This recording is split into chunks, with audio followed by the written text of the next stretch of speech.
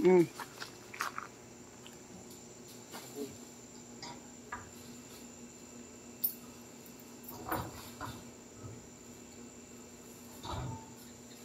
Pagod maglipat.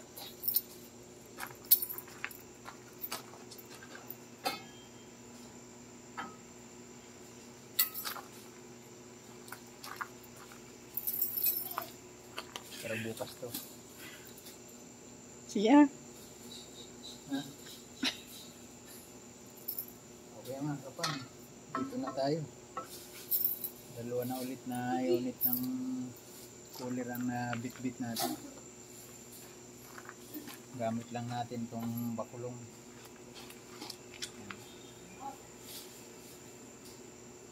Maga na naman. Hirap magbiyahe ng araw. Traffic. Sa gabi. Time check. Time check. Alas 2 na ng paumaga. Kapam. And good morning sa inyong lahat. Palamigan natin ito ng mga